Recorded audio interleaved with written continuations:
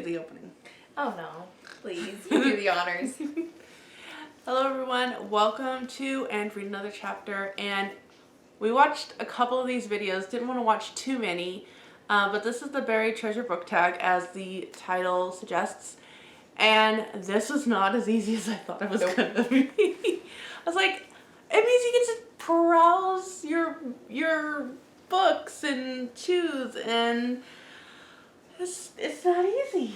It's not easy at all. So the original creator was Janelle from Too Fond of Book, and 3 YouTubers that we watch have done it. So Hicks Picks Books did it. Christina Reads Everything, I think is what her name is. She did it. And then Beautiful Minutia did it as well. So we're going to join in. So down in the description box below, I'll have those channels and the original content creators channels linked down there, and all the questions, so that if you want to do it, you can join in too. Because question number 10 is, tag any other booktubers. And honestly, if you're watching this and you would like to do it, just go ahead and participate. I think that would be better than trying to figure out who has done it and who hasn't and all of that. So without further ado, question number 1 is, so a book that has been on your shelf a long time, but you've never talked about on your channel. Not easy. I literally have tape on here because it's ripping in places. You want to share? Best Hotel Cabin Club. I've never talked about this one, but it's my favorite. I used to read this years ago, every single day. What is it about? This is about a little girl. Okay, not a little girl. She's like 11-ish. Yeah, something like that. And her father's away, and this guy comes begging or asking for this money that his father was supposed to turn in. But the mother, it has, what is it? Swamp fever. I almost said sewer fever. Swamp sewer. Same smell. Swamp fever. And she can't really come up with this money. So Beth decides to... Bess. I keep calling her Beth. Bess decides to make this quilt, and she wins and gets this $100. And then she finds out that her dad's already, he paid for it, and now she has this, like, $100. You spoiled the plot. Oh my gosh. It's a children's book. It's just there. The one that I thought of, this is one that I'm pretty sure I brought to my husband's home with me when we got married, and that is A Chance to Die by it's about Amy Carmichael by Elizabeth Elliot. And it is just a really good biography of Amy Carmichael, who was a missionary to the Chinese and very revolutionary. She was very influenced by Charlotte Mason. And she also was revolutionary in the sense that she wasn't trying to turn the Chinese people into white European people. She wanted them to have their culture and all that. So very, very moving book. So that is what I have. The second question is a kind of a funny one, but it is a book with a cover so awful that it's actually awesome. Dracula! So these are the paper mill press that you can get off of, what is it, Book Outlet. So we have that one. I mean, I don't know if you could get any better than that. It's awesome. No, it's not. The best one I could come up with, Are Women Human by Dorothy Sayers. Fantastic essay. Fantastic.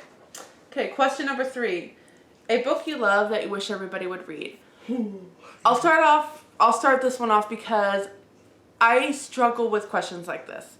I really do, because everybody has such a different taste in books. So somebody that loves romance and gravitates toward that, I can't really recommend a thriller or a biography or something like, I just can't. People that don't get into nonfiction, I can't recommend a nonfiction. I have people that are Christian, and I have people in my life that are non-Christian. So this question is always the hardest anytime someone brings that to me. So the closest thing I could do would be, if you're Christian, maybe Screw Tape Letters by C.S. Lewis. I think this one would be pretty, whatever stage of life you're in, this would be very beneficial. But this is also a very good one. The Essentialism by Greg McKeown. Probably one of these two. Hello. Did you bring in the second? Because he had 2 paychecks. I got both of them. Okay. Yeah. This, I knew she was gonna pick this one. I dashed when I heard this. I was like, off to it. And that is Intermission. I thought this was gonna be like one of those weird romance books, but I finished this almost 400-page book in a day, and I want to keep rereading it. But there's so many other books that I need to get done. But I would reread this like every day if I had to, until it's like falling out of its pages or spine, I guess. And why would that be that you would recommend this? Because it's teen romance, and but it's also kind of this girl's journey, struggling through her Christian walk. Yeah, her mom is not appreciating what she does, but she appreciates her daughter, who's always getting drunk and has so many boyfriends she can't even count. And because she's Christian, this one girl's Christian, her mom doesn't appreciate much. I found another one that's been on my shelves forever. Julie. I got that as a graduation. They're at Bentley's. They'll be home soon. Anyway, so can't recommend this book enough. Like, especially to Christian girls who are looking for teen books. Yeah. And then I actually have another one. I couldn't pick which one, so I decided to do both, and that is also the Enola Holmes series. This is a little more on the gruesome side, but it's still really, really good. The third one is definitely the most gruesome, but definitely these ones too. If romance isn't your thing, maybe Enola Holmes will be. And if you don't like mystery and murder and all of this, I have nothing else for you. Because I don't know what else I have. Okay, so question number 4 is a well-known author's underappreciated work. It's not like underappreciated, but no one talks about her. Well, and that's kind of an underappreciated one that just doesn't get known or doesn't get read. It's not as well known, and it's an old-fashioned girl. I'm trying to watch The Glare, and this is just, it is what it is. Yeah. A girl remaining firm when all around her people are just having a modern influence. I chose Mansfield Park by Jane Austen because this one's my favorite.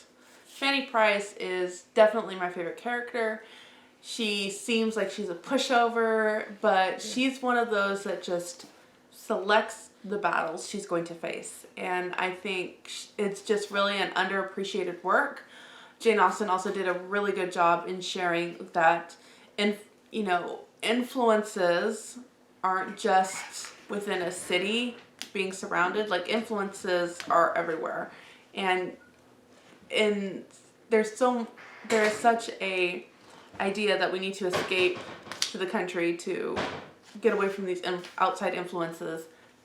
And Jane Austen here is like, it's everywhere. Sin is everywhere. It's not exclusive to a big city. It's not exclusive to this. And I think more people should read Mansfield Park. So the next question is the oldest book you have on your, oldest edition of a book you have on your shelves. Michael Hollard. I'm still going through this book, but this is most of the James John Porter books my mom owns that I'm going through. They're really, really old, like in the 1800s. Copyright 1915. And then in here, in the very front page, it says January 2nd. January 2nd, 1918. So someone gave this to someone, like, right after it was published. And then mine is Cranford by Elizabeth Gaskell. This is a story of like a town and busybodies and different fun things like that. There actually is no copyright in here, which usually means it's predated 1900. But at the front, we have 2 J.E. Richards from E.A. Palmer, Christmas 1899. And someone made a note up here that says first book edition 1853, but I don't think that's this. I'm pretty sure this is not an 1853 edition. I don't think that's accurate, but at least I have a 1899. Is that what I said? Yeah. The next question is an author on your shelves that you've never heard anyone else talk about. So for me, I have this one. So I don't keep a lot of books once I've finished reading them. I only keep ones that I really want to read again.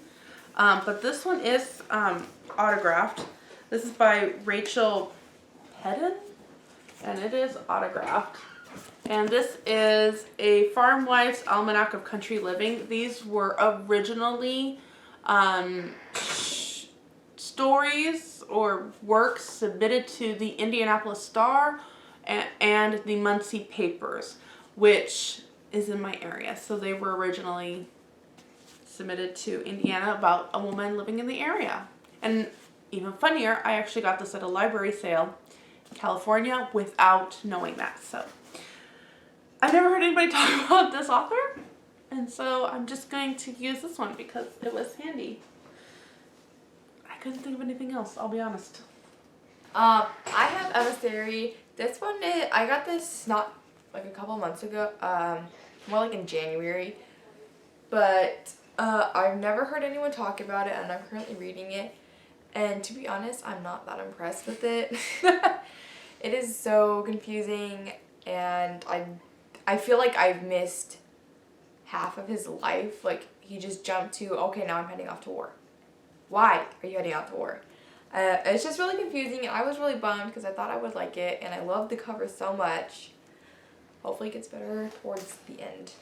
Because I was really, really bummed about that. So that's by Thomas Locke. That is Yeah. an author that I haven't heard of many No. people talk about. A book you love from your shelves that you haven't read in 5 years. Pretty much 5 years.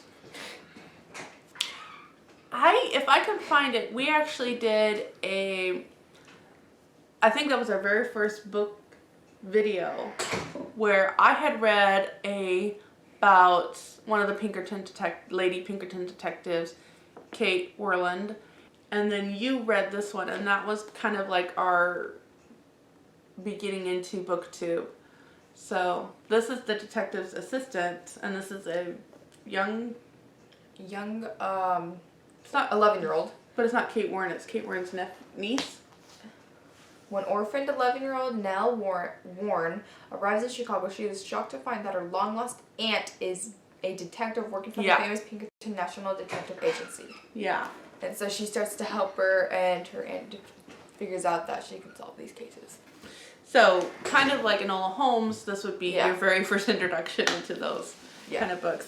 I chose The Complete Father Brown by G.K. Chesterton. I love this so much. And it's been a long time since I've read those. And the TV shows are nothing like the books. So, I chose Father Brown.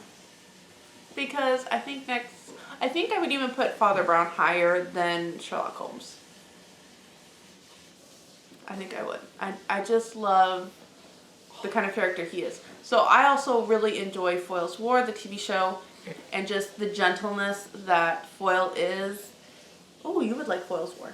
I've seen half of it, or some of it. Yeah, but I think you would appreciate it more now. He's a kind detective, and Father Brown is just... Sherlock Holmes is funny, but he can get annoying at times. For me, he can get really annoying. Father Brown is a sweetheart. I like him. A book you remember reading in your childhood. Maybe. Sarah Plain and Tall also works better for that because it's been like 4 years since I read this book. That I honestly don't remember that much about it. I remember a dog. You telling me about a dog. Yeah, there's a dog that she couldn't take with her to this That's all I remember. camp, and then she finds another dog, and she's wishing for her other dog to come back. We could also do the whole Little House in the Big Woods. Oh yeah. We could have done the Melendi children. Yeah, they're all like childhood books are out here. On the That's why when we were looking for Yeah. them, because I'm like, wait a minute, I have a lot of books out here that. Yeah, like the Saturdays, Forced Word Mistake, Yep. Little House in the Big Woods, Little House on the Prairie. Understood Betsy. Little Boy Fauntleroy. I liked that one from my childhood. That one was one of my favorites. I like that more than The Secret Garden and Little Princess. Railway Children. Yeah. I read that one a lot. And we had a beautiful edition with gorgeous pictures. Katie has a really pretty copy. Mm-hmm. And then my sister-in-law has been finding the Happy Hollisters at library sales. And so I have some of those. My mom's sending me some, so I'm really excited about that. So I'll have Happy Hollisters that was huge in my childhood. We read that so much and over and over and over again. Farmer Boy and These Happy Golden Years, I think, are the ones that I read the most as a kid from the Little House books.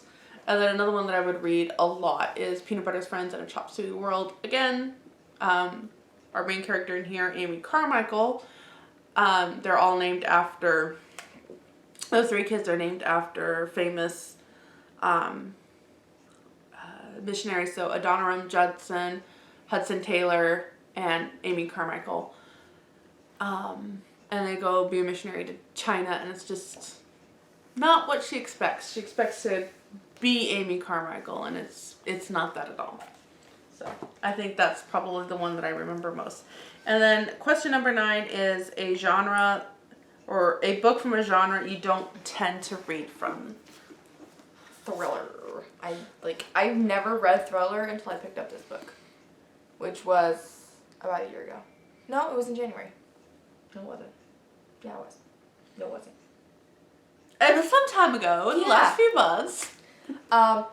I would never have picked this up if my mom didn't finish reading it and was like, you have to read it. No, Mom mentioned that it is a mix of Phantom of the Opera. Yeah, that's what it was. And Phantom of the Opera, and I was like, I have to read it. The Greatest Showman. I was like, it's a mixture of those two, and she's like, I need to read it. Yeah. Like, she grabbed it out of my hands like that.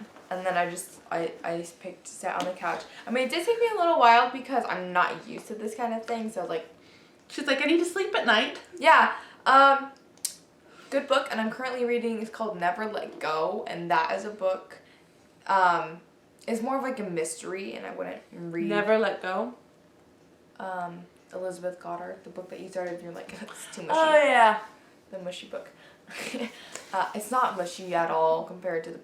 It is romance. Every time the guy walks in the room, her heart starts beating fast, and he's like, Same with Intermission. Ugh. Except I'm like, get to the plot. Yeah. Anyway, so that's the one. The closest thing I could think of is Divergent by Veronica Roth, and this would be dystopian. And I've read the first 2 books. I still don't have the last one, and I haven't really felt the need to. This is probably the closest thing to something that's just not me. They were, okay, let me rephrase this. They were a lot better than I expected. I haven't even picked up Hunger Games, to be honest. I think I've tried it twice, and I'm just like, I don't care. I really don't care about this. So I tried Hunger Games. And this is one of my best friend's favorite books, so I really wanted to. And I thought the world building was interesting, but I don't know. It was probably one of the best that I have read of this kind of thing. I have tried several, and I do not like them. I do not like Ember in the Ashes. I could not finish. Was it like the Scythe? I think I had tried that, and I was like, I don't care. Concepts are interesting, but I don't care. So there's so many books that I want to read that if I get desperate, then I'll approach those books. Yeah. But I'm not gonna. I know fantasy is like so huge right now. And I think probably the closest one I'll do next is A Curse So Dark and Lonely, because I like that it'll have the aspect of Beauty and the Beast. But I don't know, even more and more I'm just like, I don't know if I really care. I don't care about it. Goodbye. I would like to read it because I know you want to read it. And I know Lorna wants to read it. So it might be good for me to preview it. Preview it for you all. I don't know. I'm not eating ice cream. Definitely not. We have to have an honorable mention to this book that you don't see many people talking about, or a book that you want everybody to read. So it kind of fits into both of those, and we found them. I found this one in a stack, and I was like, oh, this would be a good one. So this is Giant Pumpkin Suite, and this is about a cello player. I wouldn't say she's OCD, but she's very meticulous. Yeah. I don't think I would label her OCD, but she's very meticulous. She has a twin brother that's kind of more crazy. And maybe she is OCD, because remember with box music, there's something with what he does. There's like this music within box music, or this code within box music that means something to her. And in the story, something tragic happens, and her life has changed, and just like how she learns to cope with it, and how a pumpkin plays in all of this, and the neighbor, and her silly twin brother, and a good ice cream cone. But I was like, fall is coming. This would be a really good fall book for you to read. I love this book. This is one of those that, I wanted this for a long time, and it's not cheap, but I did see it on Thrift Books for like $4, and I grabbed it because you got to. I recommended it to somebody not too long ago, and then I was like, oh, I really want to read that. And we first read this from our local library back in California, but our library up here does not have it. Here's another book, so this honorable mention would fit 2 prompts. Book that you think everybody should read. This one would fit. I think most people would appreciate and enjoy this. Not everybody. Some people will see it as kind of a waste of time.